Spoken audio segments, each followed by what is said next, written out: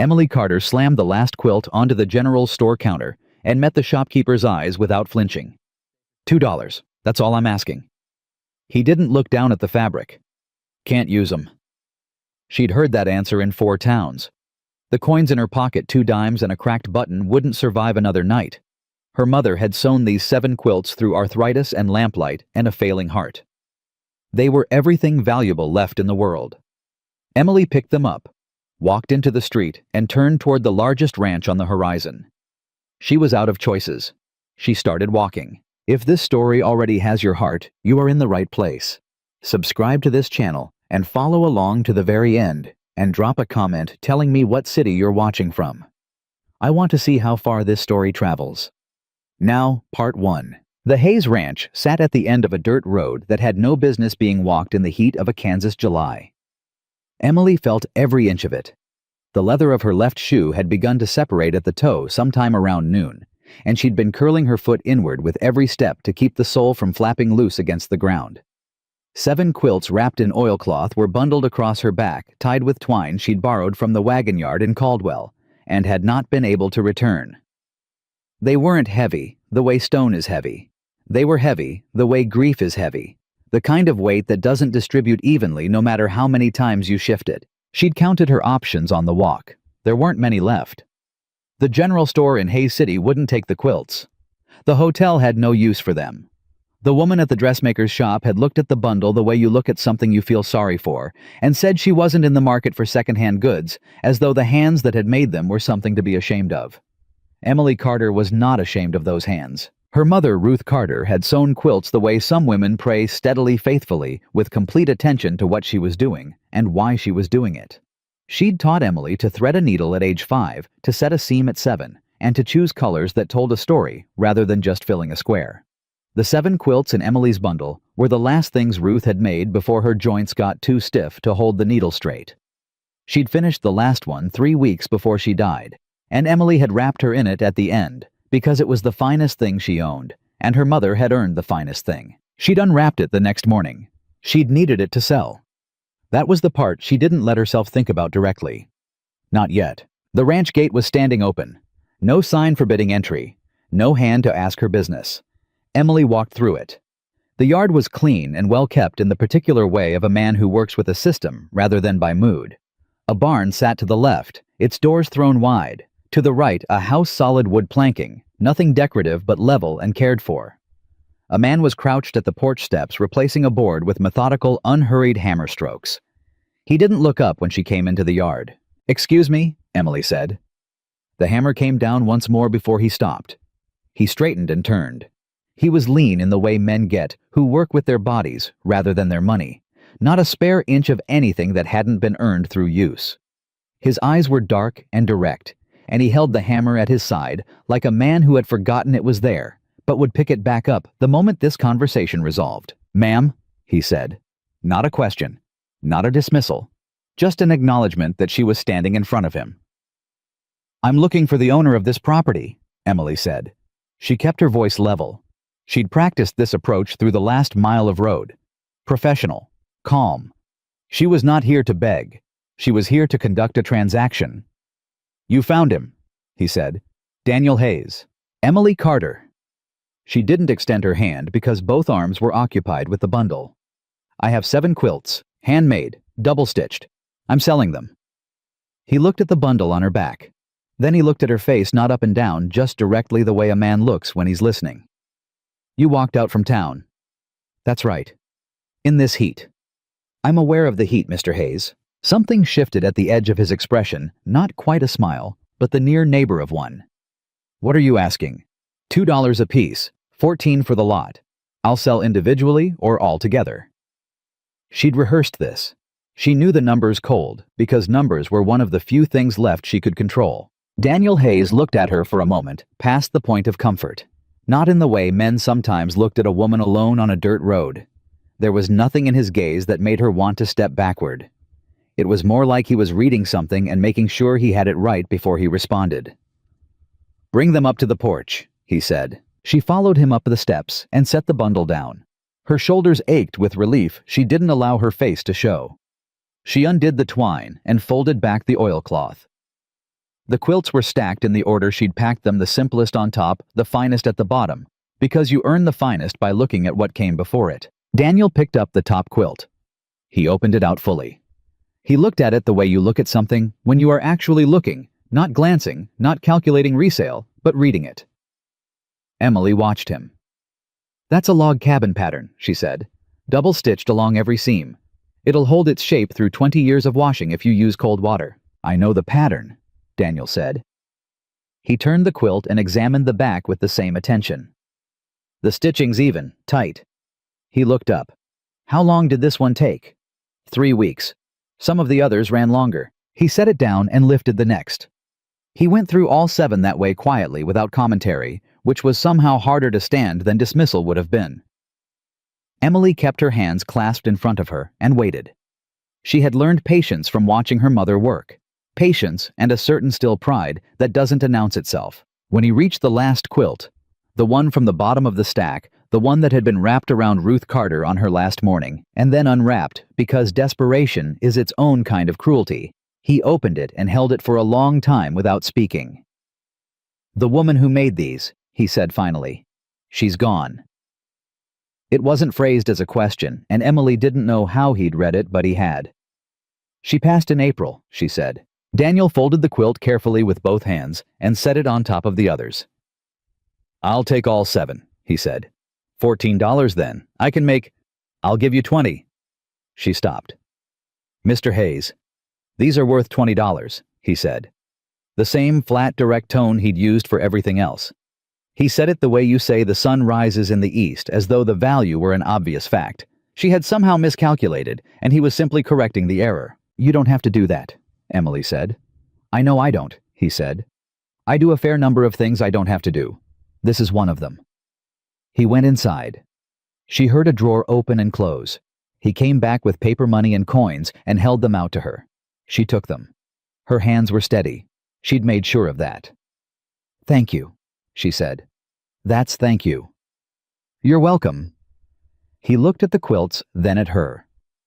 "Where are you headed from here?" "I don't have a firm plan at the moment," she said, which was the most honest answer she could give, without it also being the most crushing. He nodded slowly, looked out at the yard, looked back. "Have you eaten today?" She had not. "A biscuit at dawn, and that was yesterday's biscuit." "I'm fine," she said. "That's not what I asked." No accusation in it. The same direct plainness. "Have you eaten today?" "No," she said. "Stay for supper," he said. Emily opened her mouth to refuse. The refusal was right there. She'd been holding it ready for weeks because you can't afford to owe people things when you're already behind. But something in the way he'd said it stopped her. He hadn't offered with pity. He hadn't used that careful, delicate gentleness people put on when they're conscious of doing you a charity. He'd said it the way you say, "pass the bread," as though it were the natural next thing, a reasonable arrangement between two people of equal standing. "All right," she said. She didn't know why she said it, but she did. The kitchen of the Hayes house was plain and working, and nothing like the deliberate order of the yard outside, which told Emily that the neatness out there was a discipline of labor, and the kitchen was just where a man fed himself without much ceremony. A pot on the stove, bread on the table, and 2 chairs. Emily noted the 2 chairs the way she noted most things, quietly, without comment, filing it away. "Wash up there if you like," Daniel said, nodding toward the basin near the back door. She washed her hands and face. When she turned around, he was cutting the bread with the same even efficiency he'd given to examining the quilts and replacing the porch board. "Were you passing through town or stopping?" he asked. "Stopping," Emily said. She sat when he put the bread down because he'd set it there for her, and refusing it would be a statement she didn't intend. "I'd been hoping to establish myself, a business." "What kind?" "A quilting shop." She said it without softening the edges. She'd been turning this idea over for months, not since the farm went, not since her father left, not since April. Longer than that. She'd been building the idea in her mind while her mother's hands slowed and the debts grew, and the farm slipped piece by piece out from under them. A shop. Her own. Work that she knew priced at what it deserved, owned by no one but herself. There's a market for quality goods out here. Women want things made by someone who knows what they're doing, and I know what I'm doing. I believe you, Daniel said. She looked up. People didn't say that. Not like that. Not that simply. Not that fast. There was always a pause, an evaluation, a polite near agreement that meant wait and we'll see. Most people want proof first, Emily said. I saw the quilts, he said. She had no answer for that. They ate in a silence that required no maintenance. That was the surprising thing. Emily had braced herself for the performance of gratitude for the work of being agreeable company to a man whose food she was eating without having earned it. But the silence between them sat easy. It didn't demand filling. You're from Kansas originally, Daniel asked after a while. Eastern edge, near the Missouri border. We had a farm. Past tense, and the past tense said everything. My father had debts. The farm went to cover them. Where is your father now? I don't know. She said it without inflection. She was past the age of dressing it up. He left before the creditors arrived, which is how I ended up walking the quilts instead of selling them 6 months ago the way I'd meant to. Daniel was quiet. He refilled her coffee cup. She hadn't asked, but he poured it, and she drank it because she needed it. You've been carrying this by yourself, he said. Yes. Since April. Since April. 3 months, 2 weeks, and 4 days. She knew the number. Some things you count because the counting is the only grip you have. That's a long time to be in motion, he said. I'm not in motion anymore, Emily said. I intend to stay. Set down roots. She looked at the bread in her hands. That's what I came here to do. Daniel nodded once. There's a space on Main Street, he said. Been empty since March. Was a tailor's shop. Building belongs to a man named Grisham. He's not unreasonable. Emily looked at him. How did you know I'd need a space? You said you wanted to open a shop, he said.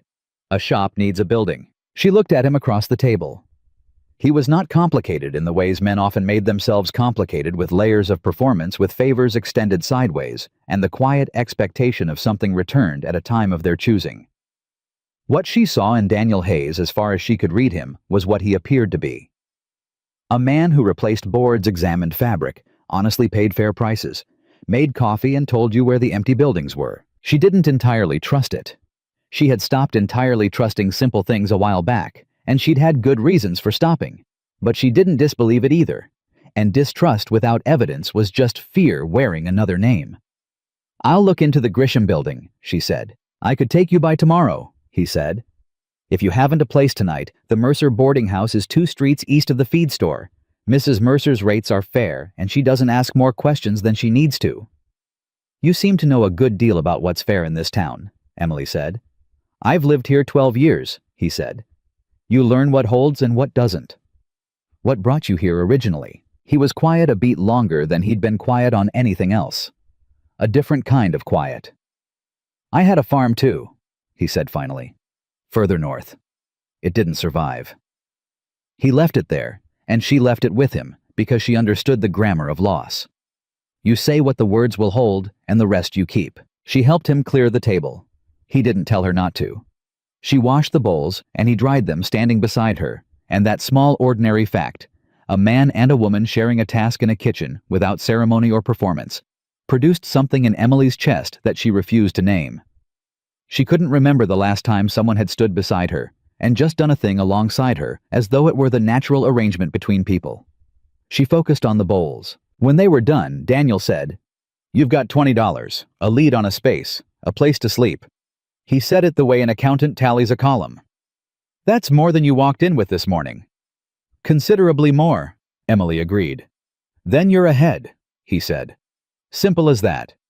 No sermon attached, no warmth applied to make it sentimental. Just the arithmetic she was ahead. She picked up her empty oilcloth bundle from the porch. The 7 quilts were stacked where she'd left them. She looked at them for a moment. 7 pieces of fabric that had traveled from her mother's hands to a stranger's porch in Kansas, and what they had purchased for her was not charity. It was a start. A real one. She looked at Daniel Hayes. He was standing in the doorway with his arms easy at his sides, not filling the frame on purpose and not trying to extend the evening. Just present. Why did you pay more than I asked? She said. He looked at the quilts. Because that's what they were worth. You said that before. It's still true, he said. A lot of men would have offered half and waited to see if I'd take it, she said. I know, he said. I'm not a lot of men. She held his gaze for a long moment. She was good at reading people. She had learned this the hard way, the way most useful things are learned through necessity and error. What she read in Daniel Hayes was something she had genuinely stopped expecting to encounter: a person who said what he meant what he said, and did not require anything from her in return for either one. She didn't know what to do with that. She wasn't sure she needed to know yet. Thank you for supper, Mr. Hayes, she said. Thank you for the quilts, Miss Carter, he said. She walked across the yard and through the gate. At the road she stopped and turned back once. He was still in the doorway, not watching with weight or possession. Just there the way a solid thing is there, reliable, unremarkable, holding its ground. She turned and walked toward town. The $20 in her pocket felt different from the 2 dimes and the cracked button she'd started the morning with. It felt like more than money. She couldn't have said precisely what it felt like because naming it required a certainty she hadn't earned yet.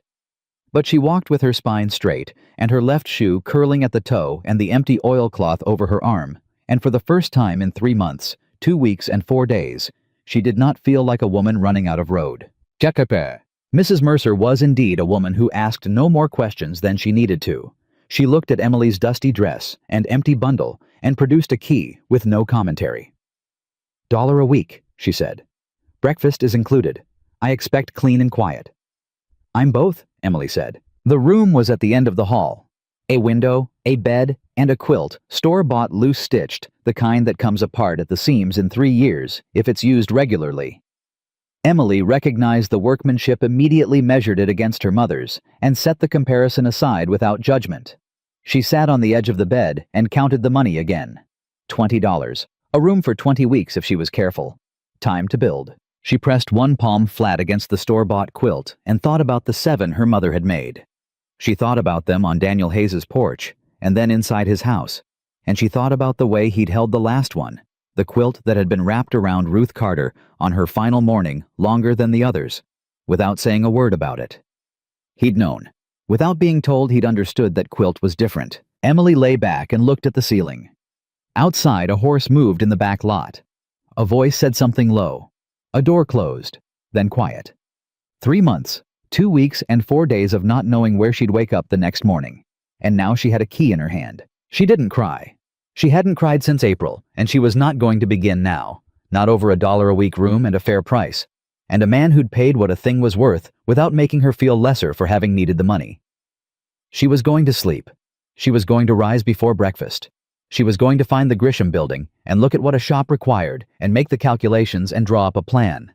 Because that is what you do when the road appears in front of you. You don't look back at the miles that nearly finished you. You walk. Emily was at the Grisham building before 7 in the morning. She'd been awake since 5, lying in the boarding house bed, running numbers in her head the way her mother used to count stitches methodically without rushing. Because a count done in a hurry is a count you do twice. She knew what a shop required. She knew what supplies cost, what rent meant, what a first month with no customers looked like against a month where word had spread and women started coming through the door. She'd lived in her mother's quilting world long enough to understand the economics of handmade goods. The margin was thin. It required precision.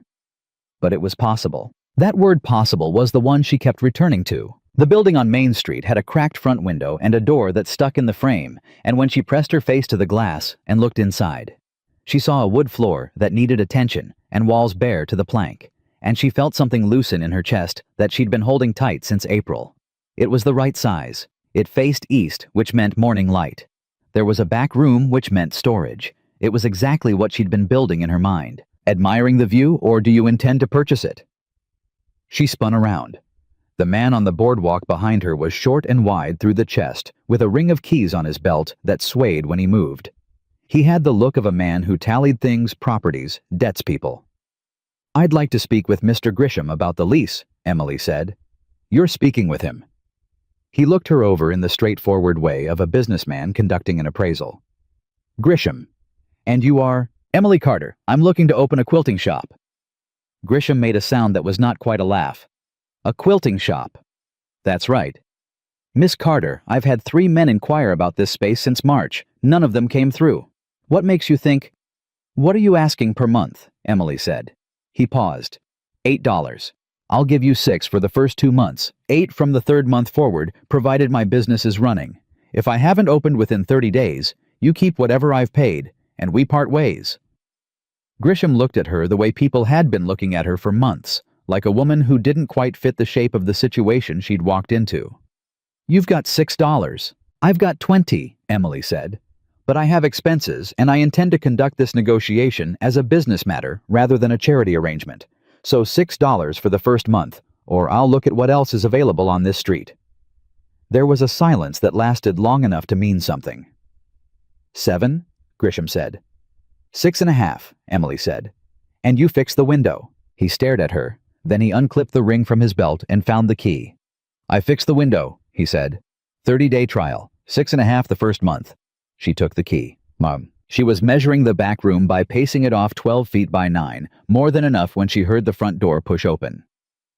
She came out expecting Grisham with second thoughts, and found Daniel Hayes standing just inside the entrance, hat in hand, looking at the bare walls with the same quiet attention he'd given the quilts. She felt something she hadn't expected.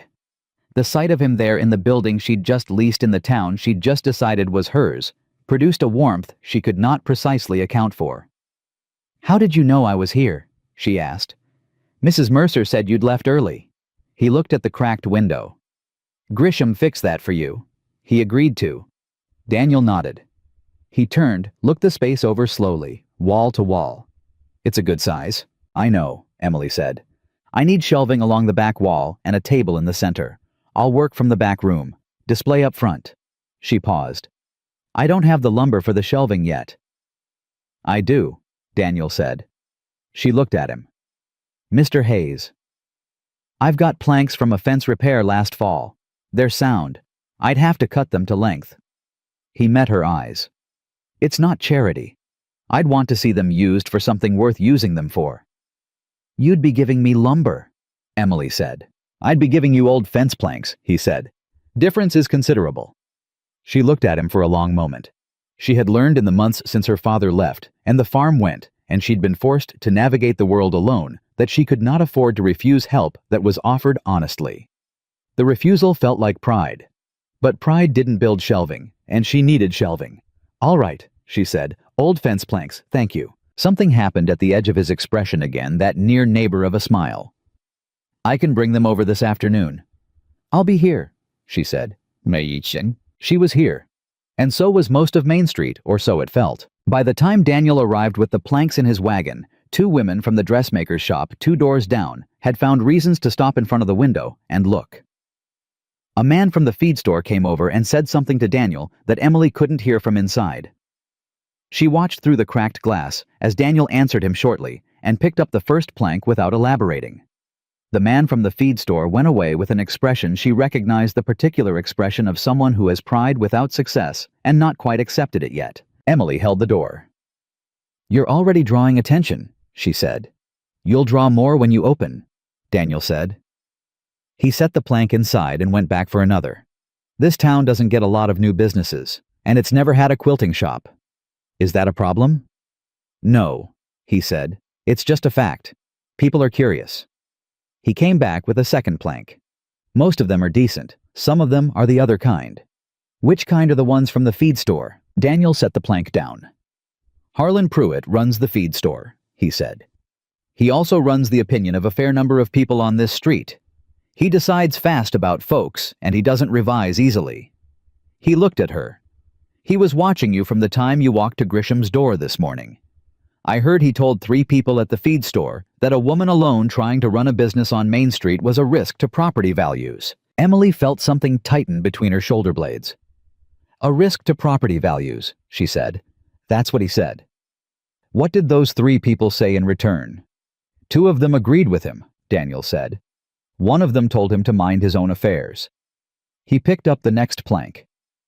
That third one was Nora Bell, who runs the millinery at the end of the street. She's already decided she likes you. Emily blinked. She doesn't know me. She knows you negotiated Grisham down to 6.5, Daniel said. In this town, that makes you a person of interest. He set the plank against the wall. She'll be in before end of week. Emily looked at the planks, 6 of them solid and straight, smelling of old wood and dry Kansas air, and made herself focus on the task. On the shelf, spacing on the measurements on the work. Because the alternative was to think too hard about the fact that Harlan Pruitt had already decided against her before she'd opened a single seam. "How do I get past Pruitt?" she asked. "You don't," Daniel said. He was pulling a measuring tape from his pocket. "You work. People watch. They make up their own minds eventually. Pruitt's opinion only holds as long as there's nothing to contradict it." He looked at her. "Give them something to contradict it with." Emily picked up one end of the measuring tape. "Hold this," he said, and she held it to the wall while he walked it to the far corner, and they stood there in her empty shop, measuring the wall for shelving, and she thought, this is what it looks like. This is what a beginning looks like. Nora Bell arrived on Thursday. She was a small woman with sharp eyes and the bearing of someone who had built something and knew what that required. She walked in, looked around at the 3 completed shelves and the work table Emily had assembled from a doorboard and 2 sawhorses and said, "You did this in 3 days." "There's more to do," Emily said. "There's always more to do," Nora said. "I opened my millinery in 9 days start to finish and I had help." She picked up one of the 2 practice quilts Emily had started since arriving samples for display, not for sale, worked in the mornings before the shop needed her. "Lord in heaven," Nora said quietly. "Who taught you this?" "My mother." Nora set it down with care. She looked at Emily with the directness of a woman who has stopped padding her words because life is short. "I have 12 women in my sewing circle," she said. "We meet Wednesdays. Every single one of them has tried to find decent quilting supplies in this county for the past 2 years. What they've been getting out of the general store is garbage." She said the word cleanly without apology. "Can you source good fabric cotton broadcloth, wool batting, thread that doesn't break on the second seam?" "I can source it," Emily said. Because she could. She knew the suppliers. She knew the grades, the prices, the vendors who cut corners, and the vendors who didn't. This was the one domain in which she was unquestionably fluent. Nora Bell nodded once. "Then you'll have business before your 30 days are up." She moved toward the door, then stopped. "A word," she said. Tone shifted, not unfriendly, but level. Warning level. Emily waited. "Harlan Pruitt is the kind of man who doesn't stop at opinion," Nora said. "He spoke to Grisham again yesterday. I don't know what he said, but I know Grisham looked uncomfortable this morning. You'd do well to make sure your arrangement is in writing." The air in the room changed. Emily had the key. She had Grisham's word. She had not thought to put it on paper because it had felt settled, and she had let herself believe settled things stayed settled. That had been a mistake before. She knew that. "Thank you," she said. "Don't thank me," Nora said. "Get it in writing." She left. Demand. Emily was at Grisham's door before noon. He looked surprised to see her. And then he looked the particular kind of uncomfortable that a man looks when he has been having a conversation he hadn't wanted witnessed. "Miss Carter," he said. "I wasn't expecting." "I'd like to put our agreement on paper," Emily said. $6.50 the first month, 8 from the third month forward, 30-day trial, window repair included. She paused. "I can write it out if you have paper and ink." Grisham shifted his weight. "That seems like a good deal of formality for day." "Mr. Grisham," Emily said. "I am a woman alone running a business on your street. I would like our arrangement documented. That protects both of us. Wouldn't you agree?" The shift in his face told her what she'd needed to know. Someone had spoken to him. Someone with more weight in this town than she currently carried had suggested gently, probably, in the way that powerful suggestions are always made gently, that the arrangement might benefit from reconsideration. Harlan Pruitt had moved faster than she'd expected. "Paper and ink." "Mr. Grisham," Emily said. Her voice did not change. Her hands did not move. Whatever was turning over in her chest, and it was turning hard.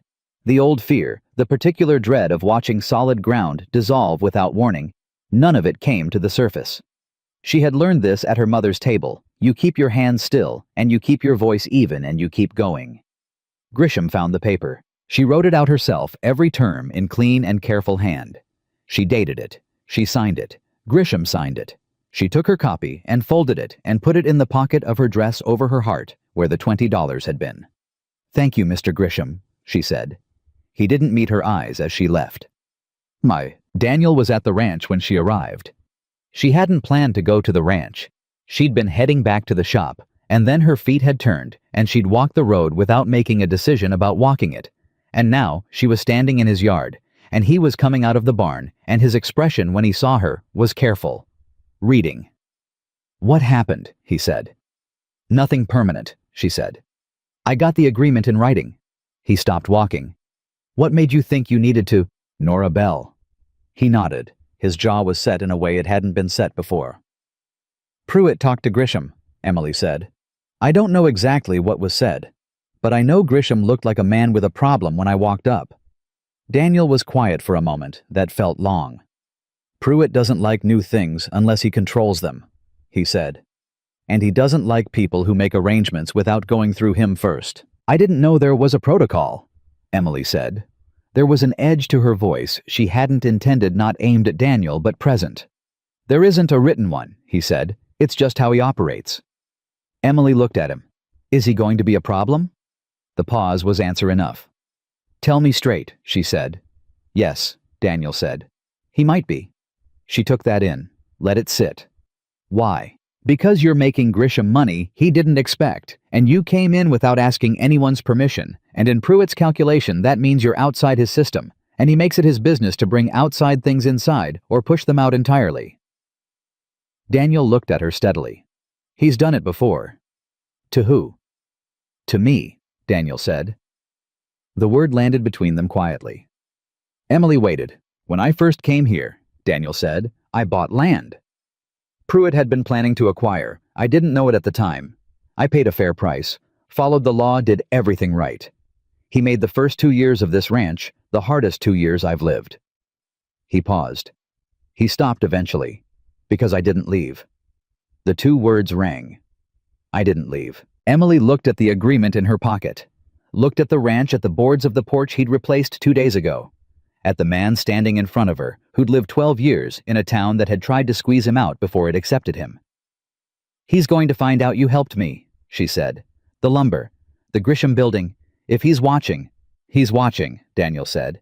"He watched me walk the planks in on Wednesday." She felt it then, the weight of what she'd accepted without understanding. "Mr. Hayes, if I cause you trouble with Pruitt—" "You didn't cause anything," Daniel said. "He makes his own trouble and assigns it to whoever he dislikes that week." He looked at her directly. "And I am not a man who decides what to do based on what Harlan Pruitt thinks about it." Emily pressed her hand flat against her pocket, against the paper she'd put over her heart. "I have 12 women coming into my shop next Wednesday," she said. "Nora Bell's sewing circle."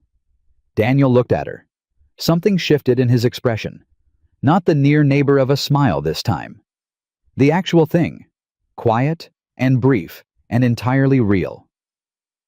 "Then you've got 6 days to be ready," he said. "I know," she said. "Do you need anything?" She thought about it honestly, which is the only way she permitted herself to think about her own needs anymore. "Thread," she said. "Good quality. And cotton batting. I have a list." She reached into her other pocket and produced the small paper she'd been keeping. "I can order from the catalog, but that takes 2 weeks." Daniel took the list, read it. "Cooper in Abilene carries most of this. I make a run Thursday morning." He looked up. "I could bring it back by Thursday evening." "What do you charge?" Emily said. Because there was a thing between them unsaid but present, and she needed to name it before it became something she owed without having agreed to it. He looked at her steadily. "Nothing," he said. "This time." She looked at him. "This time," he said again. "Because you're starting from nothing, and that's not a good time to be charged for favors."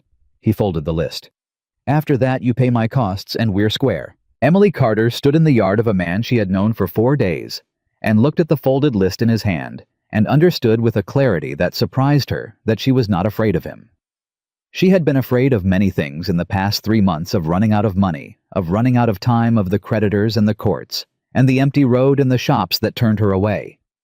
She had not once in any of those fears anticipated that the thing most likely to undo her steadiness was a man standing in a dirt yard who kept a list of her supplies and brought fence planks and said this time without asking for anything in return. She was going to have to be careful, not of him, of herself. "Thursday evening," she said. "I'll be at the shop." "I'll find you there." he said. She turned and walked back toward Main Street. She did not look behind her, but she was aware without looking that he was still standing in the yard, and she was aware of something else. Something she had not permitted herself to feel since April, the tentative, fragile, stubborn thing that a person feels when they begin to believe that the road ahead might lead somewhere worth arriving. Nora Bell's sewing circle arrived at 9 o'clock Wednesday morning, like a small determined army. There were 11 of them. Nora had said 12, but one woman had a sick child, and sent her apologies by way of the woman walking beside her, who reported this information to the group at large while removing her hat and looking around the shop with an expression that was equal parts curiosity and assessment. Emily had been awake since 4. The shelving was finished. The 2 display quilts were hung. The work table was cleared and centered. She'd had nothing to offer them but the space itself and her own knowledge, and she'd decided that morning that those 2 things would have to be enough. They were enough. The first question came from a stout woman named Margaret Hale, who moved directly to the nearest display quilt and pressed her thumb against the stitching at the corner seam. "Double locked," she said. "Triple on the corners," Emily said. "The corner is where the stress concentrates. Single or double lock opens up inside a year if the quilt gets regular use." Margaret looked at Nora. Something passed between them that Emily wasn't meant to see but saw anyway. "Where did you train?" said another woman, younger than the rest, with ink-stained fingers that said she was a teacher or a clerk. "My mother," Emily said. "Ruth Carter. She learned from her mother and her mother's mother before that. It's not a trained craft in my family. It's a spoken one, passed hand to hand." The room was quiet in a way that meant she had their attention completely. "I've been getting my batting from the general store," said a woman in the back. "It comes apart inside 6 months, lumps up in the wash." "That's low-grade carded cotton," Emily said. "I can source you batting that won't lump. I can also show you how to tell the difference before you buy it." She looked around the room. "That's what I want this shop to be. Not just a place you buy things, a place you learn what you're buying and why it matters." Nobody moved for a moment. Then Margaret Hale said, "Show me the corner stitch." Emily showed her. And then she showed 11 other women. And the next 2 hours went by the way good work hours go quickly completely, with no spare attention left over for anything outside the room. She sold $42 of supplies before noon. $42 in 2 hours. Her hands were shaking when she counted it alone in the back room during the 10 minutes after the women left and before she allowed herself to sit down. Not from fear. From something she hadn't felt in so long, she'd half convinced herself it wasn't available to her anymore. It felt like winning. It felt exactly like winning. She was still standing in the back room holding the money when the front door opened. She assumed it was Nora coming back for the spool of thread she'd left on the corner of the table. It was not Nora. Harlan Pruitt was shorter than she'd imagined from Daniel's description, and broader with a mustache that he wore like a statement of authority, and small eyes that moved around the shop with the quick calculating focus of a man appraising inventory. He held his hat not because he was being polite, but because holding it gave his hands something to do. Emily came out of the back room and stood at her work table. She did not move toward him, and she did not step back. "Mr. Pruitt," she said. His eyes stopped moving and settled on her. "You know who I am," he said. "I know your name," she said. He looked around the shop again. At the shelving, the display quilts, the cleared table. "Nice little setup," he said. The word little was not an accident. "Thank you," Emily said, as though it had been a compliment. He looked at her then, and she saw him recalculate.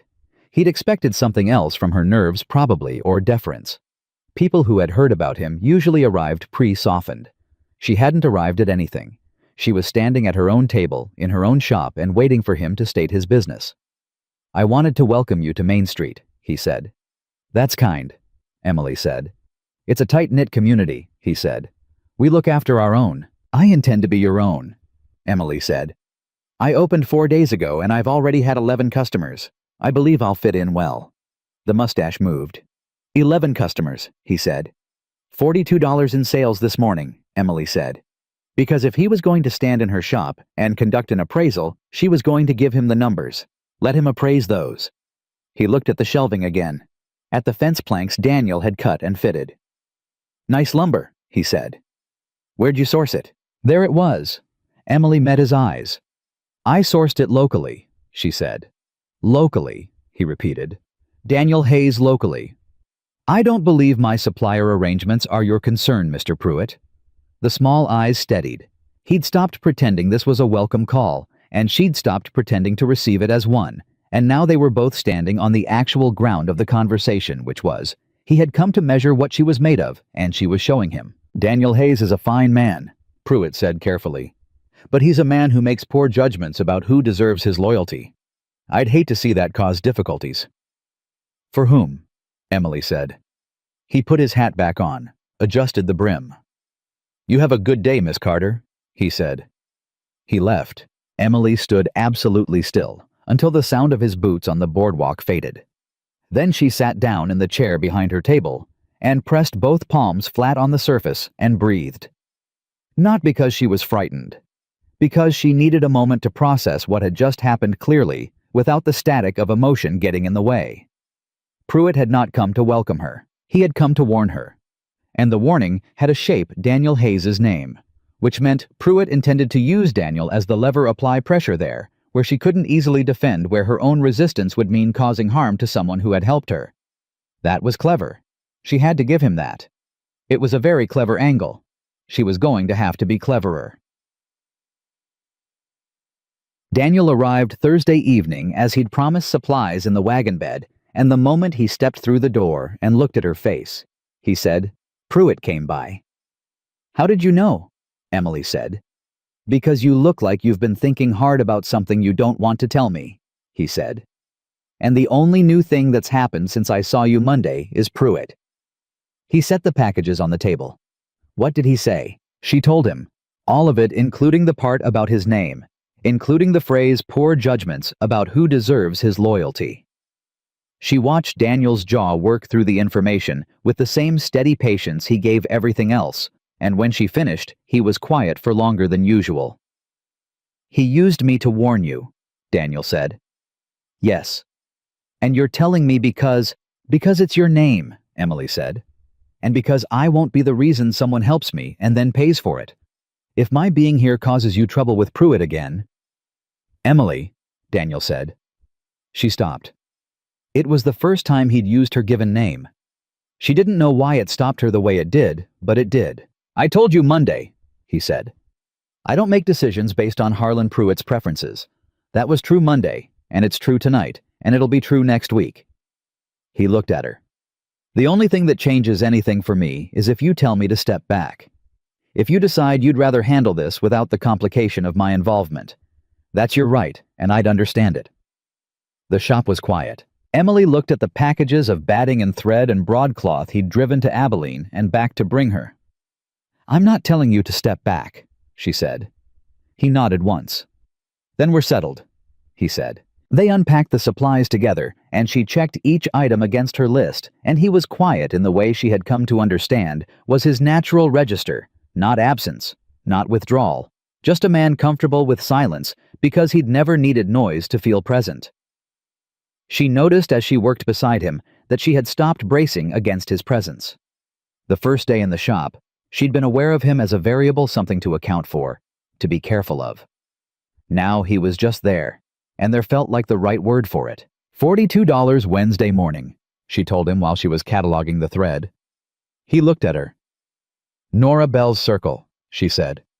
11 women, 2 hours. Something lit in his face. Not the controlled near smile, the real one again, and it changed him the way it had the other day, opened something in his expression that the rest of his face usually kept closed. "Emily," he said. "Don't," she said. "I'll get sentimental and I can't afford that right now." He laughed. A short, genuine sound she hadn't heard from him before, and it startled her because it was warm and entirely unguarded. "All right," he said. "I won't." But the laugh stayed in the room for a while after it ended. She found the letter on Friday morning. It was slipped under the shop door overnight on plain paper, no envelope, printed in block letters, not cursive, the hand of someone who didn't want their writing recognized. It said, "Your father's debts follow families. This town knows who you are. Leave before you owe more than you can pay." Emily read it twice. She folded it. She put it in her pocket next to the lease agreement. She opened the shop at 7 o'clock and served her first customer at 7:15. But the letter sat in her pocket like a coal all morning, and by afternoon she could not keep her mind from pulling at it. Her father's debts. She had been told by the creditors, by the county clerk, by the lawyer she'd paid $3 to sit with her for 30 minutes in Topeka that the debts were his alone. That a daughter did not inherit a father's obligations. That was the law. But the law and what people said about you were different instruments, and she knew Pruitt could use the second to undo everything the first had promised her. If it got around that her father had left debts behind, if that became the story people told about her, before she could build a different story with her hands and her work and her 42 Wednesday dollars, it could close the shop before Pruitt needed to do anything official at all. She was still working through the implications when the door opened and Nora Bell came in. Nora looked at Emily's face and said, "What happened?" Emily showed her the letter. Nora read it. Her expression didn't change dramatically. She was not a woman given to dramatic expressions, but something cooled in her eyes. "This is Pruitt," she said. "I assumed," Emily said. "He's done this before." Nora set the letter on the table. 3 years ago there was a woman who came here wanting to open a laundry. Widow. Good businesswoman. Pruitt didn't want the competition with his cousin's operation in the next street.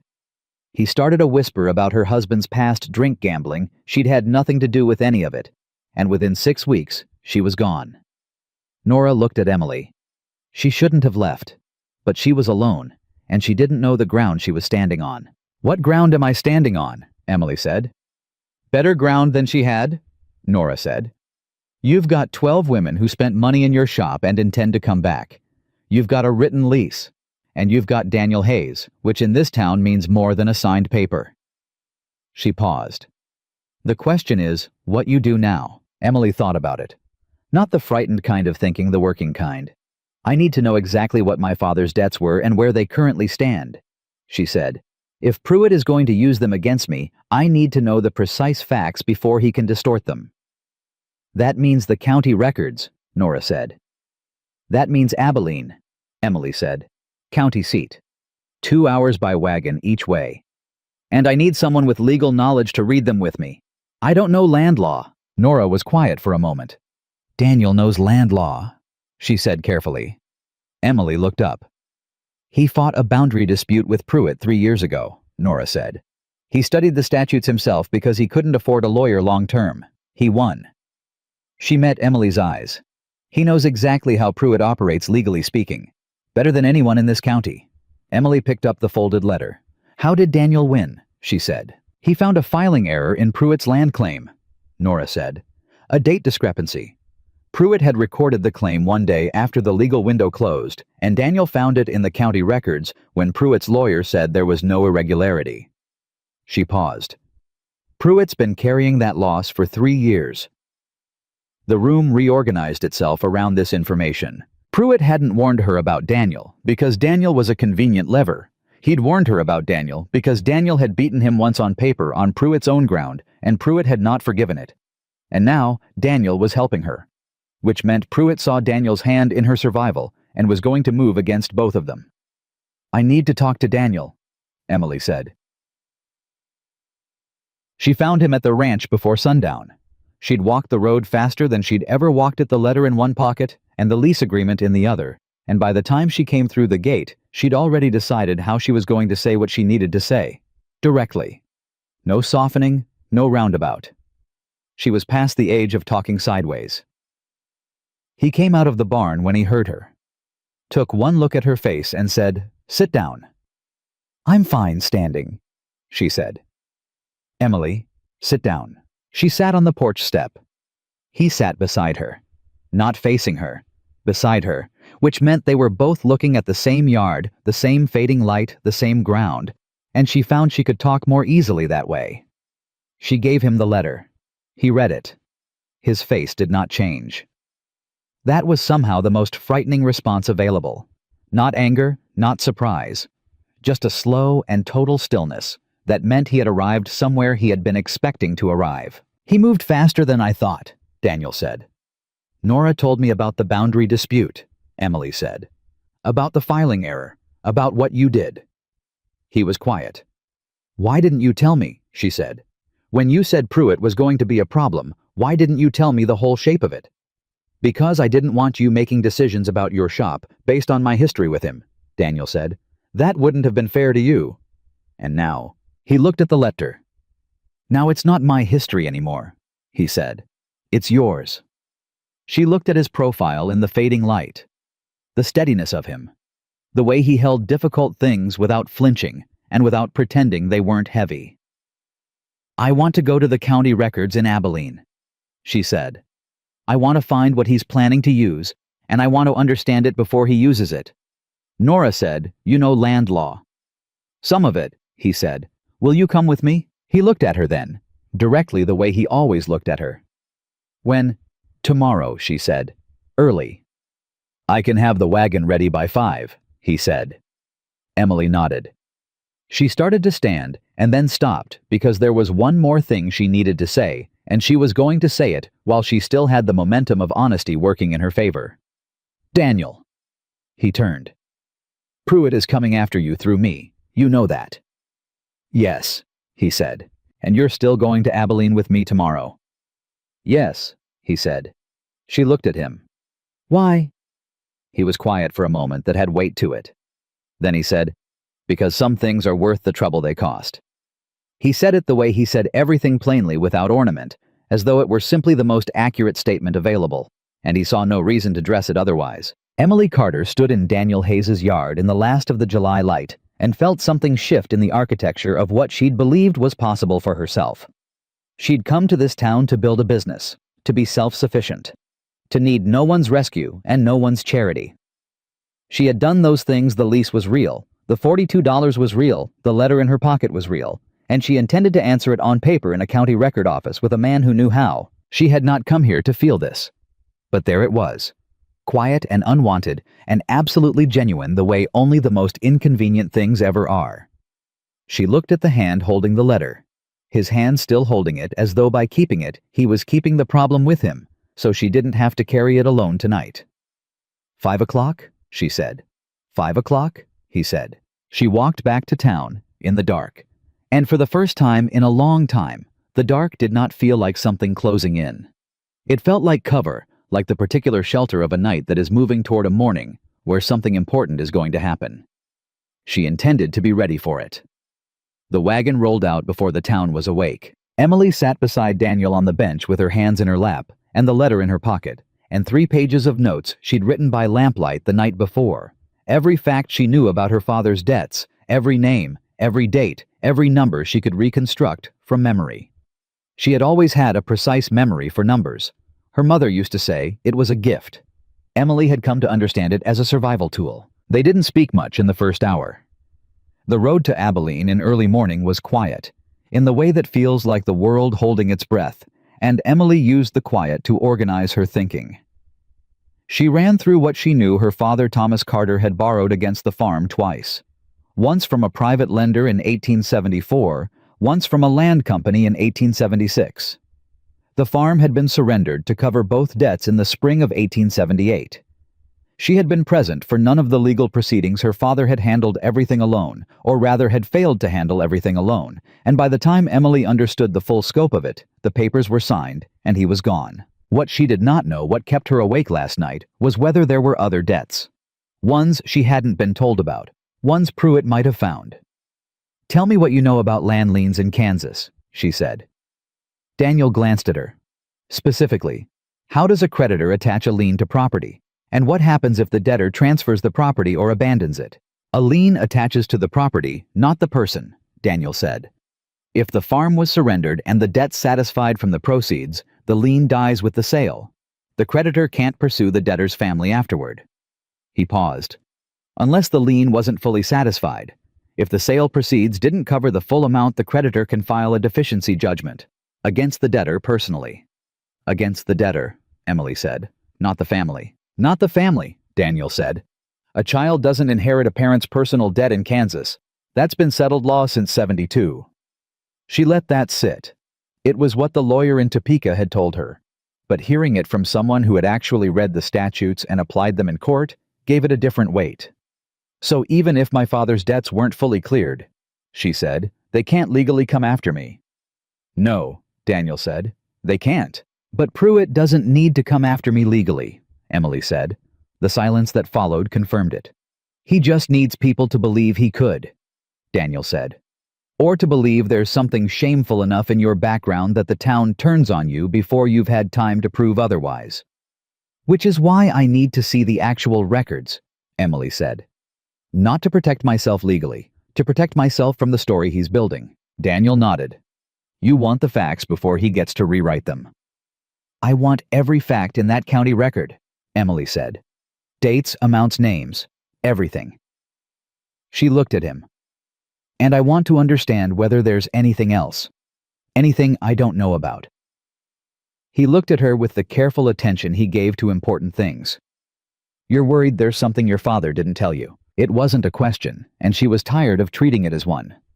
My father, Emily said, was a man who made large decisions in private and announced the results when there was nothing left to change.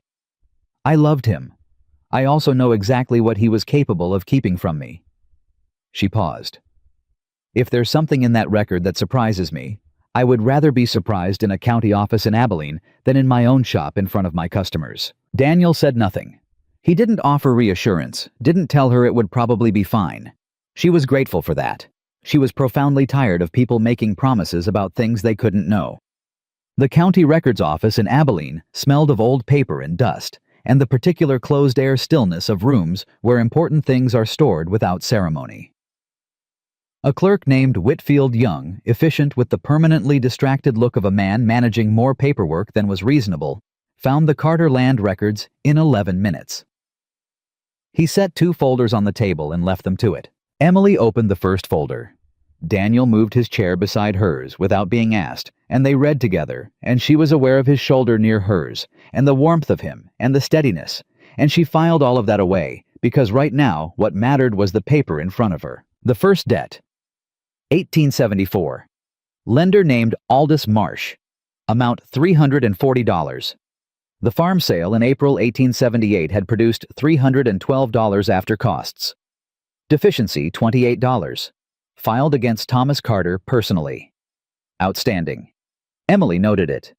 $28 against her father personally, not her. The second debt. 1876. A land company called Western Territorial Holdings. Amount $180.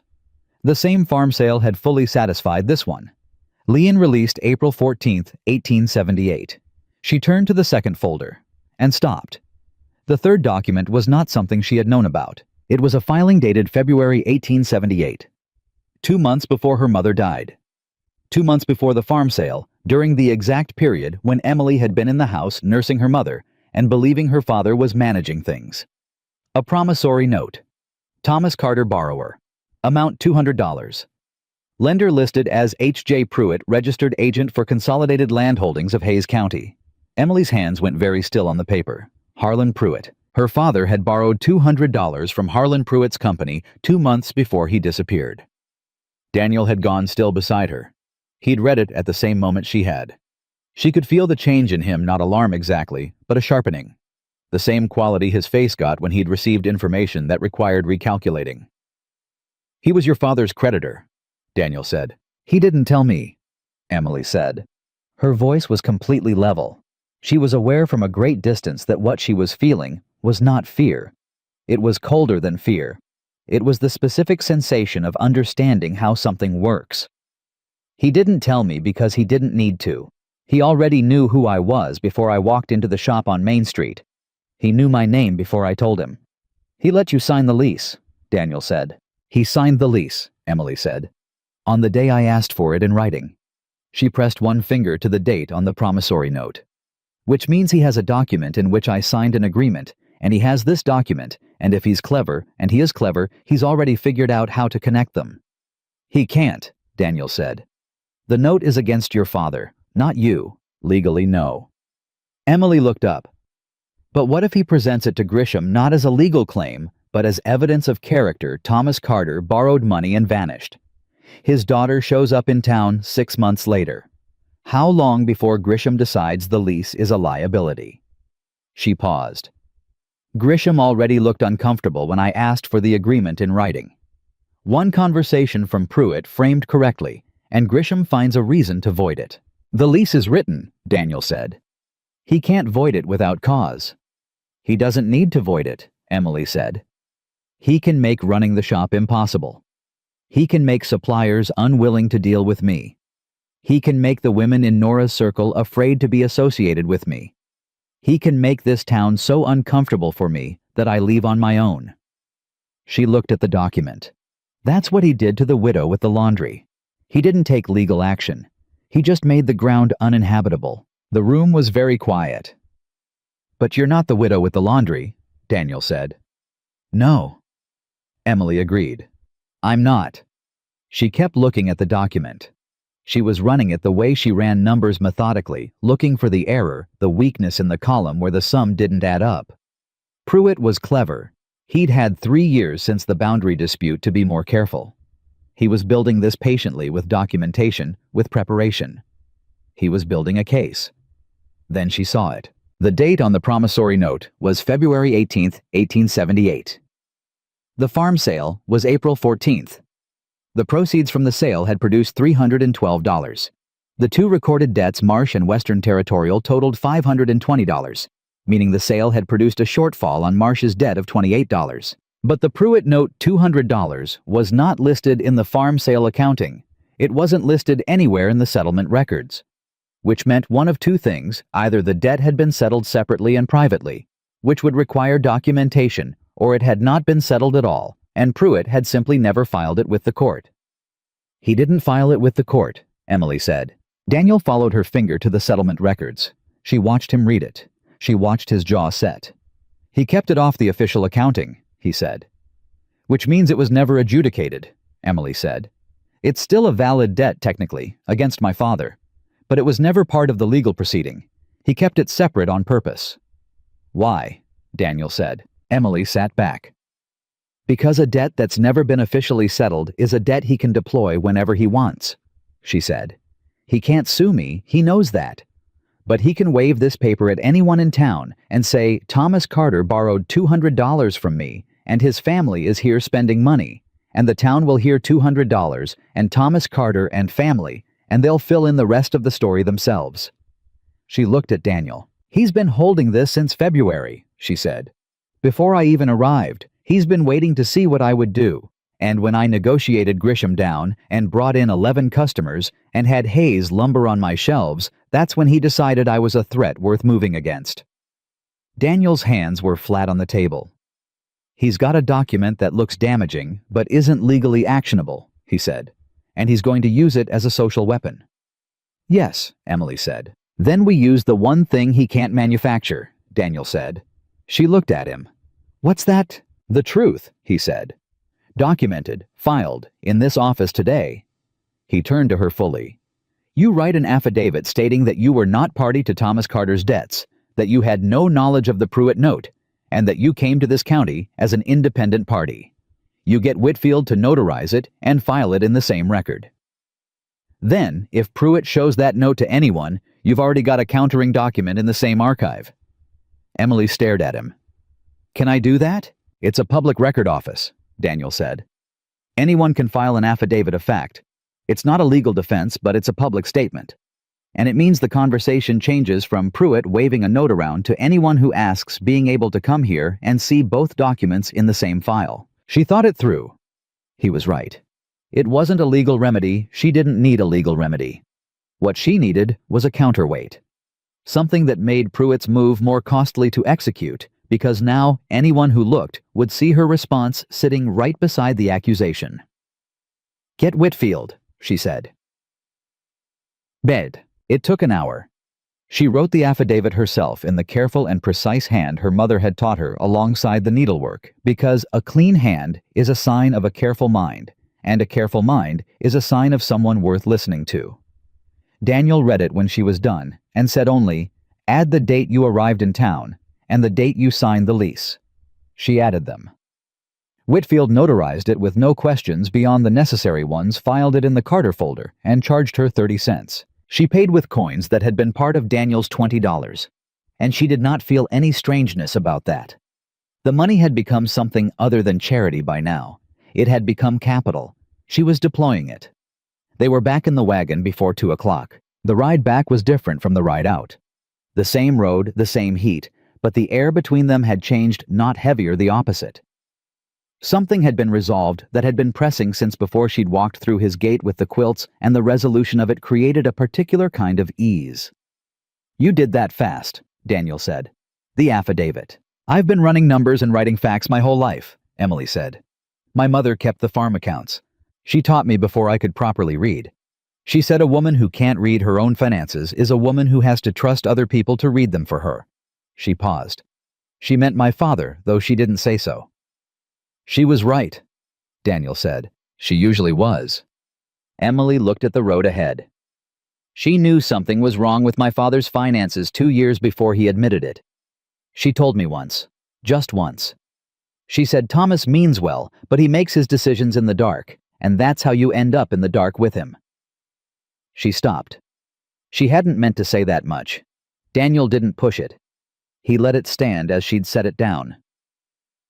"Why did you stay?" Emily said after a while. "In this town.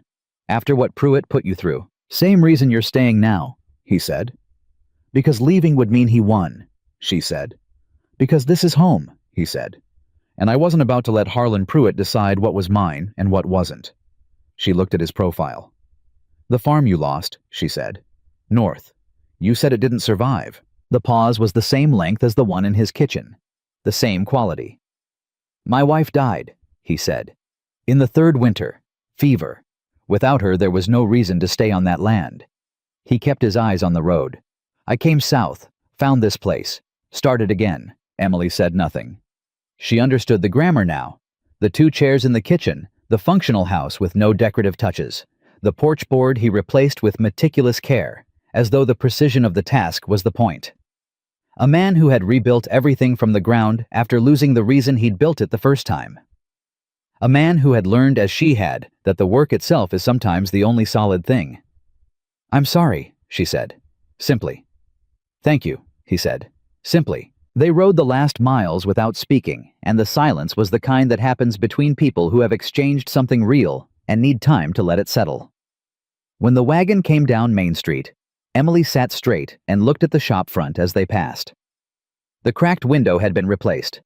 Grisham had kept that promise at least. The shop was dark and locked as she'd left it. Everything looked as she'd left it. But as Daniel pulled the wagon up and she stepped down, she saw it. The lock on the door was broken. Not forced, the hasp was open cleanly, the way a key opens it, not the way a crowbar does. But the door was pushed slightly inward. Someone had been inside. She pushed it open. The shelving was intact.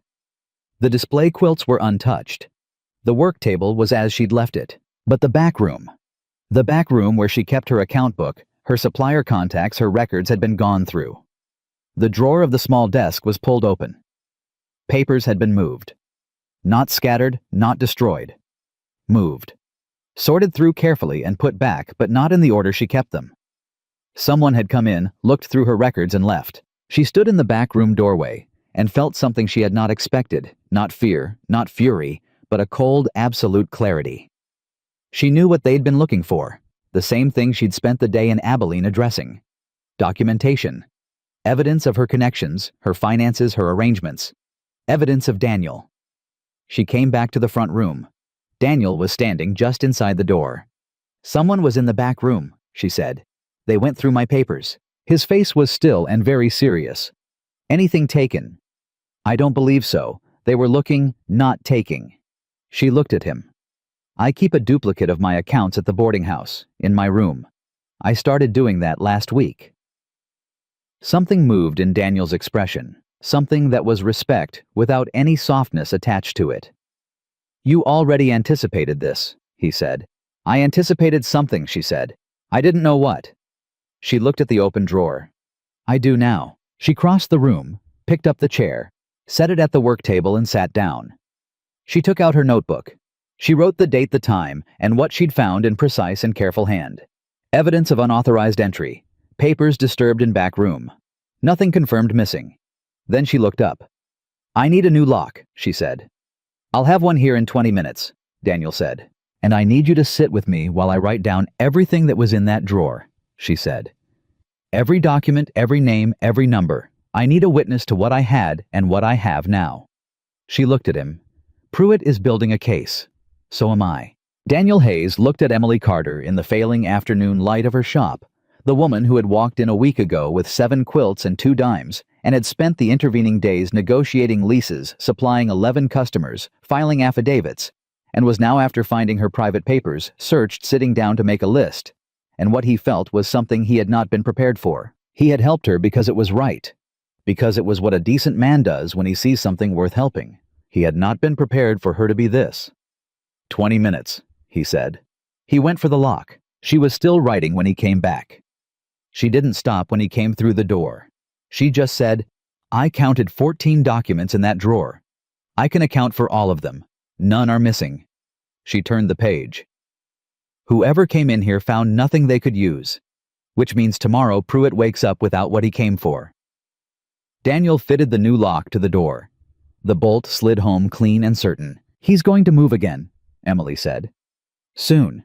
Because we were in Abilene today, and he knows it, or he'll know it by morning, and he's going to understand what that means." "He'll understand you found the note," Daniel said. "He'll understand I'm not afraid of the note," Emily said. She closed the notebook. She looked at Daniel across the room, the new lock solid behind him, the broken hasp on the floor, the list complete in her hand. She was tired in the way you are tired, when you have been careful for a very long time, and the careful has cost something real. But underneath the tired was the same thing she'd felt on the road back from Abilene. Solid. She felt solid. "He's made one mistake," she said. Daniel waited. "He searched my papers tonight because he needed to know what I had," she said. "Which means he doesn't know. Which means he's reacting." She looked at the notebook. "A man with a complete plan doesn't search your papers. A man who is worried about what you found does." Daniel was quiet for a moment. Then he said, "You've got him worried." "We've got him worried," Emily said. She picked up her coat. She looked at the man who had driven 2 hours to Abilene and back, and fitted a lock, and was standing in her doorway at the end of the longest day, and she understood that the thing she had refused to name since the ranch yard in the fading light was not going away. It was, in fact, getting louder the more she tried to set it aside. She was not ready to say what it was, but she was done pretending it wasn't there. "Go home," she said. "Sleep. I'll be at the shop at 6. "I'll check on the building at first light," he said. "Daniel." He stopped. "Thank you. For today. All of it." He looked at her, and he said very quietly the same thing he'd said the first time she'd thanked him for the money. "You're welcome." He went. She locked the new bolt behind him, and in the silence of her shop, with Pruitt's move accounted for, and her own counter-move already, in a county file in Abilene, Emily Carter sat down at her work table and allowed herself for exactly 60 seconds to feel everything she'd been carrying since April. The grief and the exhaustion and the fear and the $42 and the new lock and the man who had gone to Abilene with her without being asked twice. 60 seconds. She counted them. Then she stood up, put on her coat, and walked to the boarding house. Tomorrow Pruitt was going to move, and she intended to be several steps ahead of wherever he thought she was standing. Pruitt made his move on Monday morning. Emily knew it before she reached the shop. She knew it from the way Mrs. Mercer looked at her over breakfast, not unkindly, but with the particular careful neutrality of a woman who has heard something and is deciding whether saying it will help or harm. Emily had learned to read that look in the past week. She'd seen it on Grisham's face. She'd seen it on the face of the man from the feed store. It was the look of a town that had been talked to. She walked to the shop anyway, unlocked the new bolt, went inside, opened at 7. At 7:30, Margaret Hale came in. Not to buy. She stood in the center of the shop with her hands clasped and her jaw set, and the expression of a woman doing something that costs her something. "I want you to know," Margaret said, "that what Pruitt is saying has no effect on me personally. I know quality work when I see it. And I know what a $28 debt against a man who has already left the state means in a court of law, which is nothing." She paused. "But 2 of my circle are frightened. I can't speak for them. I wanted you to hear it from me directly rather than through the street." "I appreciate that," Emily said. "What are you going to do?" Margaret said. What I've been doing, Emily said. Work. Margaret looked at her for a long moment. Then she nodded once with the firmness of a decision made. I'll be back Wednesday, she said. She left. The next woman to come in was a stranger. Someone Emily hadn't seen before. A lean woman in her 40s, with sun-weathered hands and the self-contained manner of a rancher's wife who drives her own wagon. She stood at the display quilt and touched the stitching and said without turning, Word is, you're Thomas Carter's girl. I am, Emily said. My husband borrowed money from Pruitt 4 years ago, the woman said. She turned. Lost half our cattle trying to pay it back. The interest on that man's loans is designed to keep you in debt, not to be repaid. She looked at Emily steadily. Anyone he's gone after is someone I'm inclined to support. She put $2 on the table. I'll take whatever that buys me in good batting. Emily sold her 4 yards and a spool of thread, and the woman left without giving her name. And Emily stood in the quiet shop and understood that Pruitt's move had cut 2 ways, as overreach often does. He had frightened 2 women away, and he had driven others in. By noon, she had 6 customers. 3 of them mentioned Pruitt. All 3 of them mentioned him the way you mentioned something you've examined and dismissed. She sold $31 before closing, which was not the 42 of Wednesday, but was more than she'd expected from a morning that had started with Mrs. Mercer's careful eyes at the breakfast table. She was counting the till when Daniel came through the door. His face told her before he spoke. Not alarm, something more controlled than alarm. Controlled anger, which in a man like Daniel Hayes was more significant than open fury because it meant the situation was serious enough to require management. Grisham came to the ranch this morning, he said. Emily set the money down. What did he want? He wants to renegotiate the lease, Daniel said.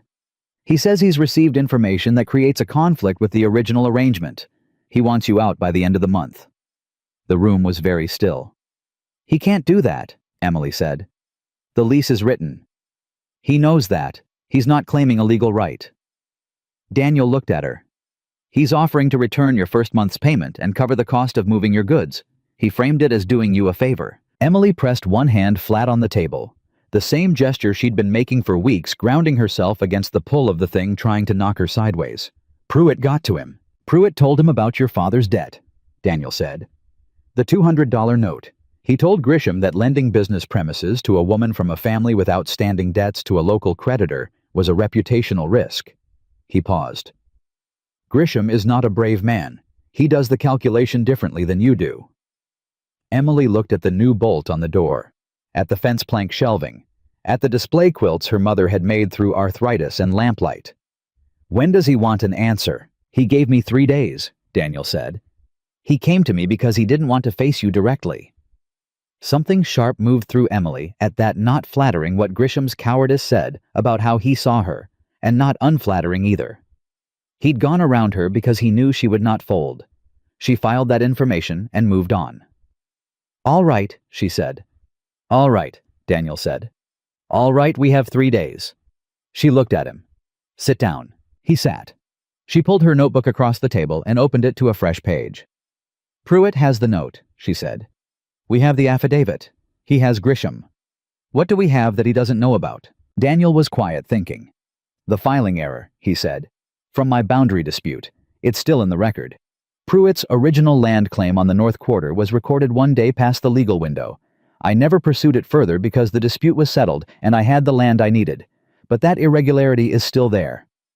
Emily wrote it down. What does that mean for him now? By itself, nothing, Daniel said.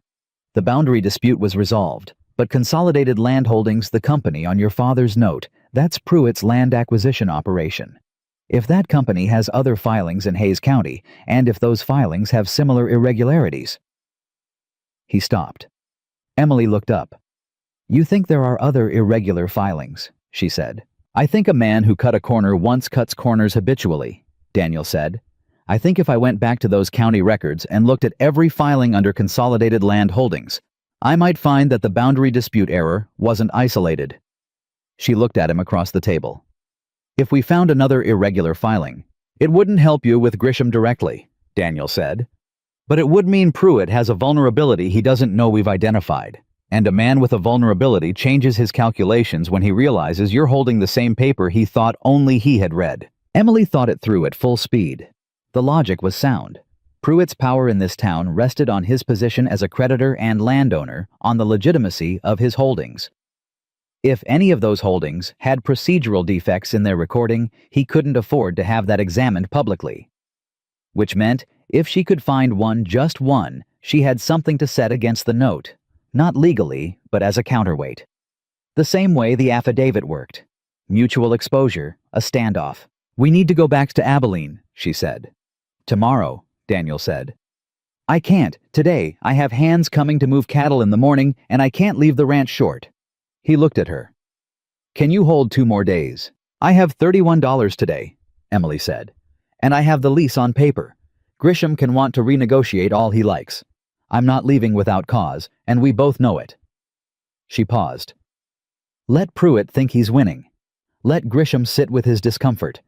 We leave for Abilene Wednesday at 5. Daniel nodded. Then he said, "Emily." She looked at him. "When this is resolved," he stopped, started again. "I want to say something, and I need you to hear it as not as something connected to any of this, not as strategy or arrangement." He was choosing the words with visible care, which was unusual for a man who usually said things plain. "I want to say it separate from Pruitt and Grisham and county records." The room was very quiet. "All right," Emily said. "I haven't," he said. "Since Clara died, I haven't. I didn't expect to find anyone who—" He looked at the table briefly, looked back at her. "I didn't expect you," he said. "That's what I'm trying to say. I didn't expect you to walk through the gate with those quilts. I didn't expect any of this." A pause. "And I don't want to say it on the wrong side of a fight, because I don't want you thinking it's connected to me wanting to protect you. I don't want to protect you. You don't need protecting. I just—" "Daniel," Emily said. He stopped. "I know," she said. 2 words. But they were the right 2 words, and they both understood it. He stood up, put his hat back on. His expression was the most open she had ever seen it. All the careful management of it set aside for just a moment, and what was underneath was something she recognized because she'd been carrying the same thing for days. "Wednesday, 5 o'clock, he said. 5 o'clock, she said. He went. She sat in the quiet shop for a long time, after the sound of his boots faded, her hands still on the notebook, not writing anything. Just sitting with the particular quality of a moment that has changed the shape of things and requires time to settle into its new arrangement. Then she picked up her pen and got back to work. Abilene on Wednesday produced what Daniel had predicted. Whitfield found the consolidated land holdings files in 20 minutes. There were 11 filings over 6 years. Daniel went through them with the methodical patience he gave everything important, and Emily sat beside him and matched dates against the Kansas land recording statutes she'd asked Whitfield to pull, and on the 4th filing she found it. A ranch property on the south end of Hays County recorded in the name of Consolidated Land Holdings on March 3, 1875. The legal recording window under Kansas statute required filing within 60 days of the transfer agreement. The transfer agreement in the same file was dated December 29, 1874. December 29th to March 3rd was 64 days. 4 days past the legal window. Emily set her finger on the date, said nothing. Let Daniel read it. He read it twice. Then he said very quietly, "There it is." "This one is not a boundary dispute," Emily said. "This is a recording defect on a property he currently holds. If this were challenged, he'd lose the property," Daniel said, "or spend a very long time in court defending it." He looked at her. "This is bigger than what I found 3 years ago." Emily sat back. Her mind was moving at full speed, and she let it move. "I don't want to challenge it," she said. Daniel looked at her. "I don't want his property, and I don't want a court case," she said. "I want him to stop." She looked at the filing. "I want him to understand that if he continues pursuing me, this comes to light. And I want him to understand it without me having to say it directly." "How?" "I file another affidavit," Emily said. "In this record, an affidavit of inspection, I state that I have reviewed the Consolidated Land Holdings filings in the course of researching my own family's debt history, and I note the relevant dates of the March 3, 1875 filing for the record." She looked at Daniel. "I don't allege anything. I don't make a legal claim. I simply put my name in the same file as his irregularity. He'll know what that means. Any lawyer he consults will tell him what that means." Daniel was quiet for a full 10 seconds. Then he said, "You're giving him a way to back down without a public confrontation." "I'm giving him a reason to," Emily said. "There's a difference." She paused. "A man like Pruitt doesn't back down from confrontation. But he'll protect his holdings. That's what he's spent 20 years building. He won't risk the property over a quilting shop on Main Street if he understands what's already in this file. And if he doesn't back down, then I have a very well-documented trail and a very good affidavit and the name of a lawyer in Topeka who owes me 30 minutes. She picked up the pen Whitfield had left on the table. "But he'll back down." She wrote the affidavit. Clean, precise, factual 3 sentences, noting her review of the filings and the dates observed. Signed it. Whitfield notarized it and filed it without comment because it was a public record office, and that was his job, and charged her 30 cents, and she paid him with coins that no longer felt like Daniel's money and hadn't for some time. She was her own now. Everything she was spending was her own. Pruitt came to the shop on Friday afternoon. Emily was alone. She had known he would come, had known it from the moment the Abilene filing was complete, because a man who monitors his opposition as carefully as Pruitt does will always have someone in a county records office who tells him when papers are being reviewed. He would know she'd been there. He would know what file she'd looked at, and he was smart enough to know exactly what that meant. He came in without knocking. He stood in the center of the shop and looked at her, and he was not the same man who had stood here 10 days ago with the measuring eyes and the careful welcome. He was a man who has been maneuvered and knows it, and the knowledge sat in him like something swallowed wrong. "Miss Carter," he said. "Mr. Pruitt," she said. She did not stand up. She remained at her work table with her hands calm and her account book open in front of her, because she was in the middle of her work, and she saw no reason to interrupt it for him. He looked at the shelving, at the quilts, at the bolt on the door that had replaced the broken lock and was visibly new. He took all of it in with the same quick appraisal as before, and this time what she saw in his small eyes was something different from the first visit. Recalculation. "It seems you've been busy in Abilene," he said.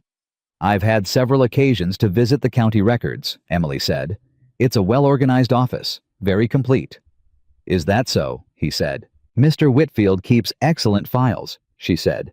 "Everything is exactly where you'd expect to find it." The silence between them had shape and weight.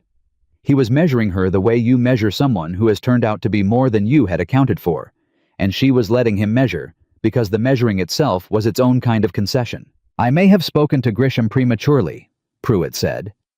The words came out flat and without warmth because they were not an apology.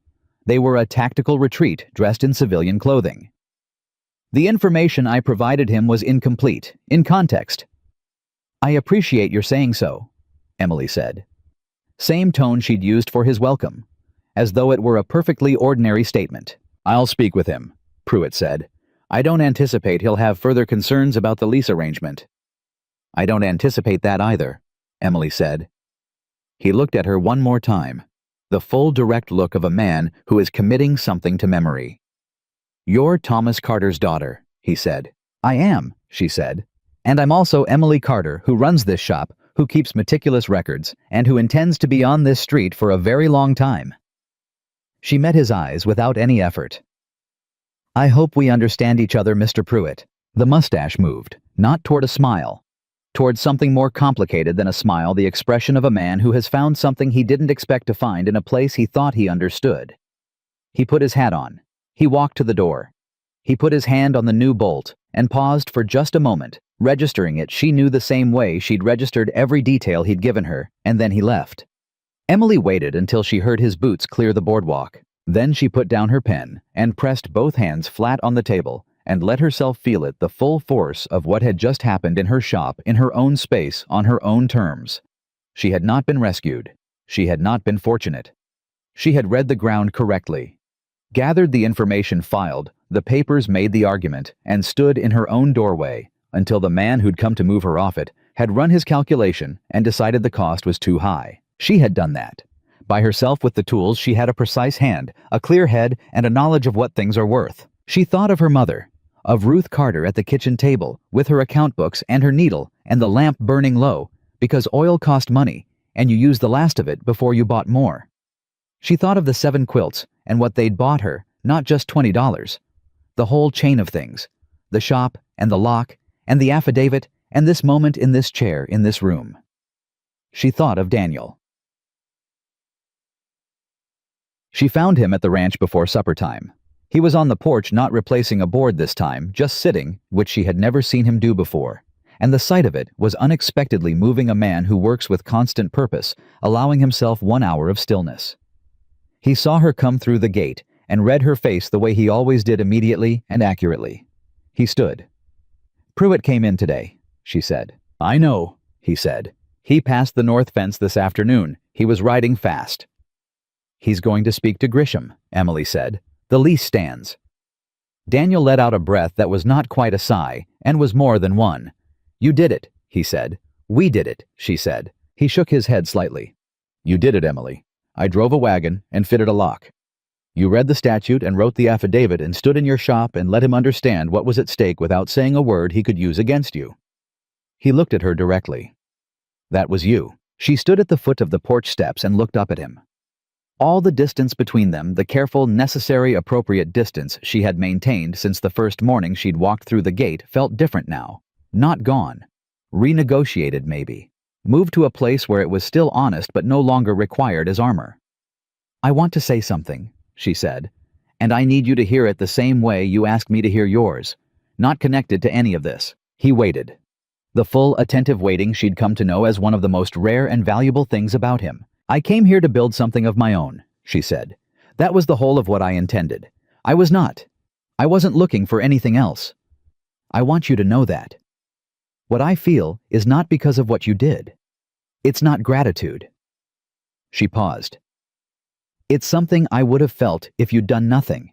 If you'd just been the man you are and stood where you stand." She held his gaze. "I need you to understand the difference." "I understand it," he said, quietly, completely. "Good," she said. He came down 1 step. Stayed there. Close enough that the distance had become a choice rather than a default. "I'm not a complicated man," he said. "I know what I have here, and I know what I want it to become, and I'm not in the habit of waiting past the point when a thing is clear." He paused. "It's clear, Emily." "It is," she said. "What?" She opened the shop on Saturday at 7. The window was repaired. The bolt was new. The shelves were full. Nora Bell came in at 8 with the ink-stained teacher and Margaret Hale and 3 women. Emily hadn't met yet, and the morning went the way good mornings go, with work and noise and money exchanged at a fair price for a fair thing. She sold a double-stitched quilt top to the teacher, who turned it in her hands the same way Daniel had turned the first one, and said, "My grandmother made quilts like this. I thought no one did anymore." And Emily said, "Someone does," and meant it entirely. By noon, she had customers she hadn't had last week. By week's end, she had orders she would need 2 months to fill. Word had moved through the town the way word does in small places. Not as rumor this time, but as recommendation. Daniel Hayes's woman on Main Street, they said, and she let them say it because a woman who has built something solid enough to stand on doesn't quibble over the names people use for the ground. Grisham extended the lease to 1 year in writing and apologized without meeting her eyes. She accepted without making it harder than it needed to be. Pruitt's name came up less and less.